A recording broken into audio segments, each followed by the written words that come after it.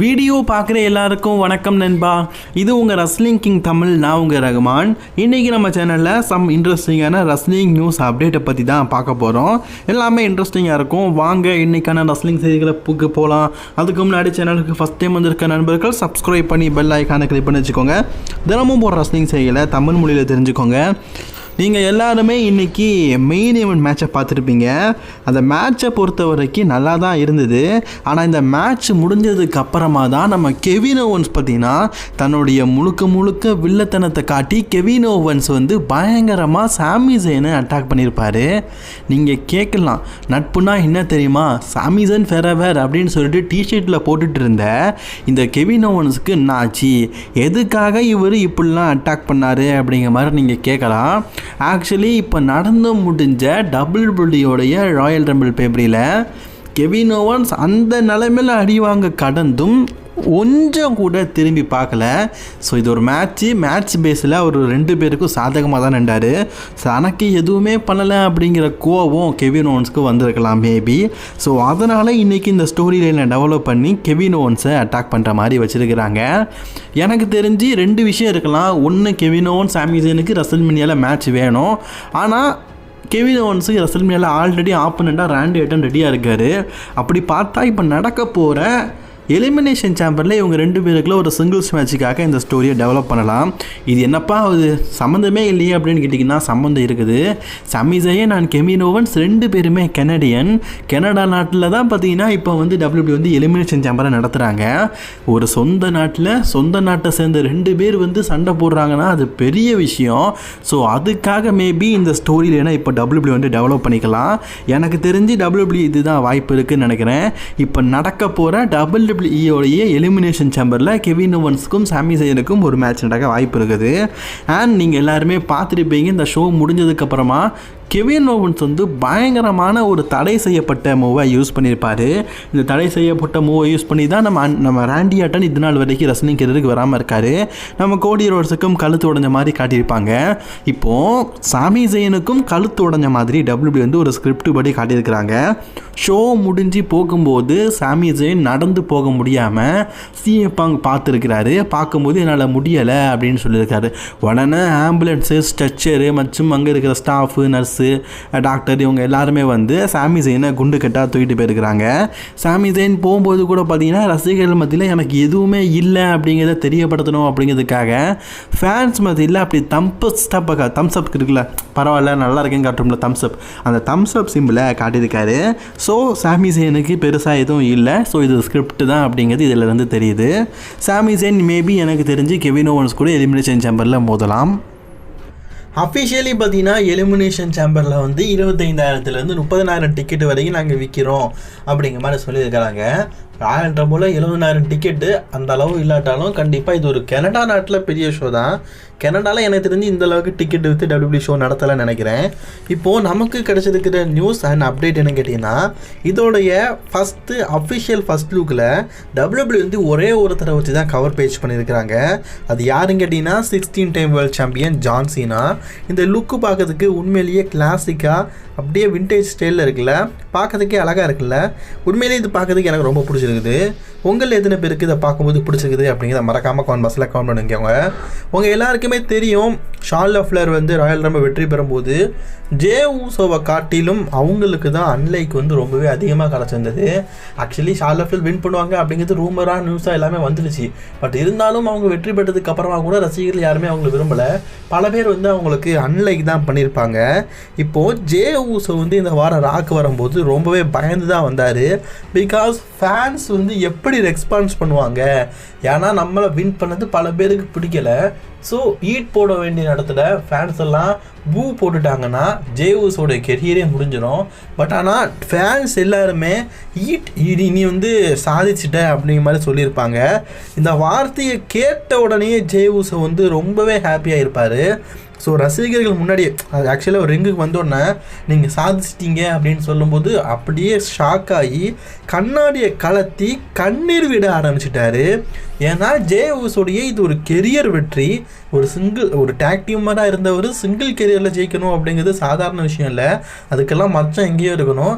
So அப்படிப்பட்ட ஒரு மிகப்பெரிய வெற்றி ஜே ஊசோவுக்கு கிடச்சிருக்குது. அதை ஃபேன்ஸ் பூ பண்ணுவாங்கன்னு நினச்ச இடத்துல ஃபேன்ஸ் எல்லாம் ஷேர் பண்ணாங்க. அது உண்மையிலேயே ஒரு பெரிய விஷயம். ஜே ஊசோவும் எமோஷ்னலி இதை ரொம்பவே நல்லாவே பேசியிருந்தார். அண்ட் குந்தரை பற்றி நம்ம கண்டிப்பாக பாராட்டி ஆகணும்.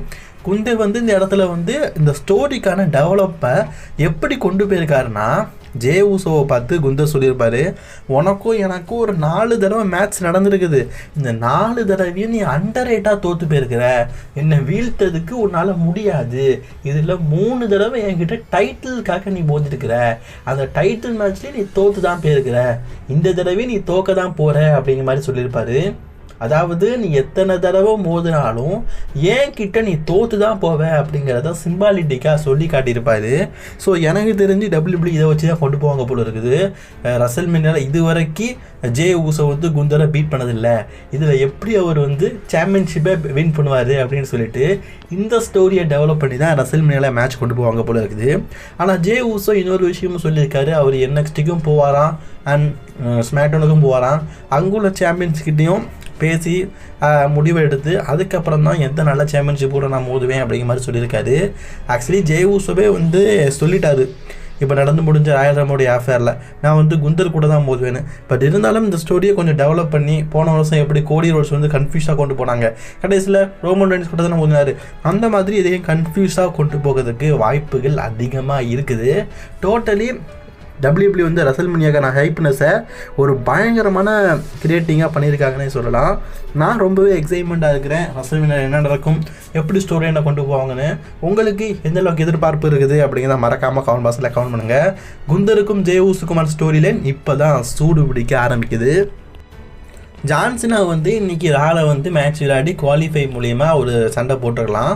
பட் ஆனால் WWE அஃபிஷியலி சொல்லிட்டாங்க, அவர் மூவி ஷெடியூலில் பிஸியாக இருக்கிறதுனால ராலெல்லாம் சண்டை போட முடியாது, அவரை டேரெக்ட்லியே நாங்கள் எலிமினேஷன் நம்பருடைய ஒன் ஆஃப் த பிக்காக மாற்றிட்டோம் அப்படிங்கிற மாதிரி சொல்லியிருப்பாங்க.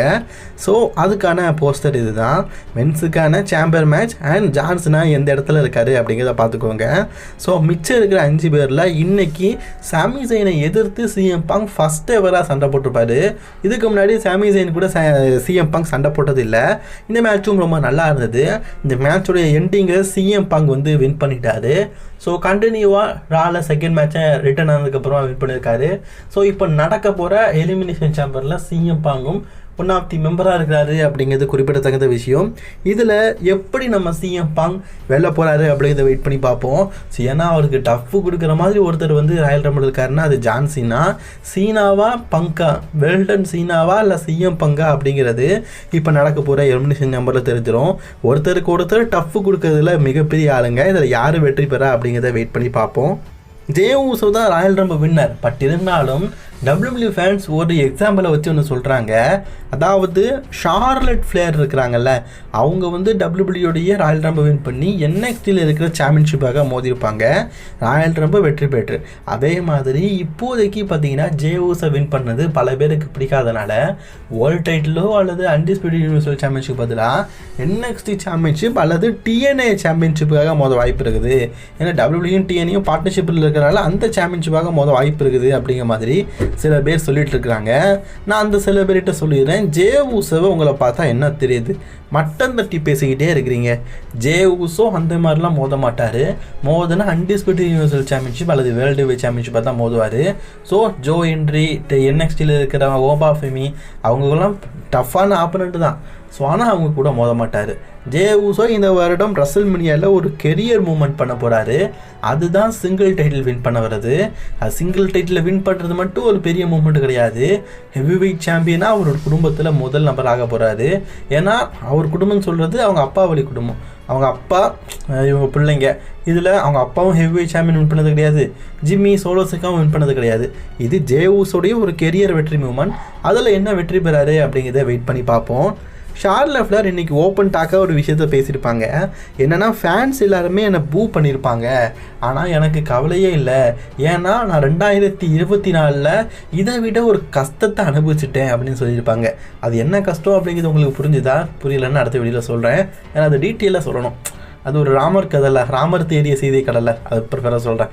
இப்போது ஷார்லா ஃப்ளர் என்ன சொல்கிறாங்கன்னா, நான் வந்து 4 டைம் வெற்றி பெற்றதுனால பூ பண்ணுறீங்க, நல்லா பூ பண்ணுங்கள், அன்லைக் பண்ணுங்கள், என்ன வேணால் பண்ணுங்கள், ஆனால் என் கெரியரில் நான் சக்ஸஸ்ஃபுல்லி இருக்கேன், நான் இப்படி தான் இருப்பேன், மாற மாட்டேன் அப்படிங்கிற மாதிரி பேசியிருக்கிறாங்க.